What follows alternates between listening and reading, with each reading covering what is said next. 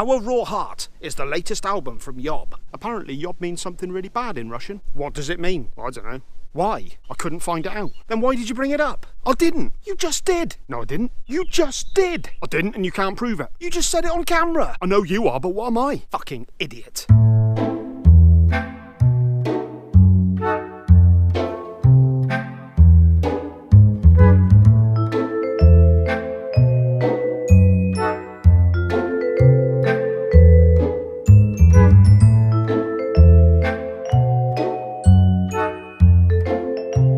Welcome back to another episode. Fucking hot one today. Yes, we're looking at YOB, Our Raw Heart. This is the follow-up to 2014's Clearing the Path to Ascend, and it's the band's 8th studio album. And this is a heavy one, both in terms of music and theme. Very emotionally heavy album. Mike Scheidt, guitarist and vocalist of the band, who's pretty much the mastermind of the band as far as I can tell. I think that most of this album was written in hospital. Fucking flies, man. Ugh. Mike contracted a life-threatening intestinal disease, which I should have written down. And while he was recovering from that operation, I think he got a staph infection, which again threatened his life. So a lot of soul searching. Anyone who's had a close encounter with death, or maybe somebody they love, will know that it's one of those things that makes you look at your own mortality a lot. I am a sweaty Betty today. YOB are one of those bands who are very much classed in the doom, stoner, sludge category. And like many bands from that ilk, this is not easy listening. It's not passive listening. And it's certainly not for people with low attention spans. This album's about 73 minutes long, 7 tracks, 2 of which, I think one of them's just about 15 minutes, the other one's just over 16 minutes.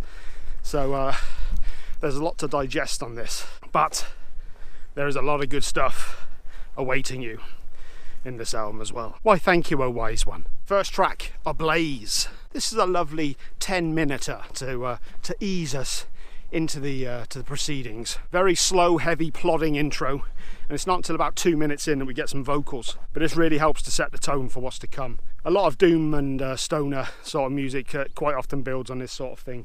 Repetitive riffs, but done incredibly well. Sort of let the tension build. It's not all about getting straight to the vocals immediately. It's more about letting a song breathe, letting it do what it needs to. Fuck off. Ugh. Don't know what the fuck these things are, biting the shit out of me. As I mentioned earlier, a lot of the music and well, I guess the lyrics were written while he was recovering in hospital, or certainly there afterwards. So I'm sure a lot of the lyrics will reflect that. Very wise, Ben, nice one. Wings in oceans vast, swells in azure skies, caring not for the ruse, not for the fear of nothingness, shining in stars and stone. I absolutely love the transition from the verse to the chorus in this one, and Mike's vocals go into this real demonic sounding tone. Unknown by time, this ache of beyond, shining. Very expressive, and we'll be talking more about Mike's vocals in a bit later. It's impossible not to draw comparisons to Neurosis throughout this album, such an inspirational band that they were. I mean, YOB are definitely their own band, without a shadow of a doubt. Anyone, I guess, who has that sort of discordant fucking bugs. Good song. Fucking bastards. The Screen is up next, another 10-minuter. Oh, what the fuck are these things? What the fuck are these things? I'm getting bit like a bitch. What's a bitch get bit like? I'm in a different part of the universe now. Up next is The Screen. This is another 10-minuter. This is a really heavy, grinding, doom sounding song, this one. This has one of those tempos that is almost too slow. What I mean by that is like it just feels kind of wrong. It really gets under your skin, but in a good way. Real lurching. Mike's vocals again sound incredibly intense on this song, which is a common theme throughout the album. He adopts quite a few vocal styles actually, and he does all of them well. They're all really expressive, and they're all really expressive. In the constant search, restless one. Oh, you bastards. In the constant search, restless one, slowly yearning why it all comes undone. Ancient gifted wound, ancestral rusted blade, broken hilt deep thrust from before the shroud until pain has bled out. Moving on. In Reverie is up next, another 10-minute.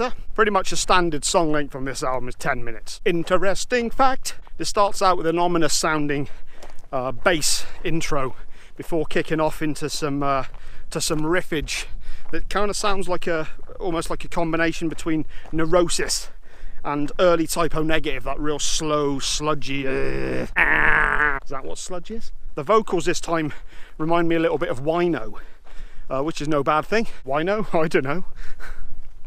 Entangled, spun in confusion, in a world whose soul is taken, in freedom, unbound power that you hold in your hands but don't understand. I love a lot of the lyrics on this album. Fucking great. Really great booklet that comes with it as well, which you'll see bits of throughout as I introduce the titles of said songs. You've probably already seen them. You would have already seen them unless you literally skipped right to this bit by some reason. Lungs Reach is up next. Now this is, god damn it. These are actually two separate tracks on the CD and indeed on any of the streaming services that you find. But it's kind of credited as one song. So Lungs Reach is kind of a continuation of In Reverie. This is largely an ambient instrumental. I think it's like a 7-minute song. Good 4 minutes of that. There's no vocals or anything at all. It's kind of like bass tones and guitar lines. Very ambiently done with lots of use of reverb and effects to build this kind of a feeling more than that. A feeling, isn't that nice? It's always nice to feel. Do you feel? Yeah, what's going on here?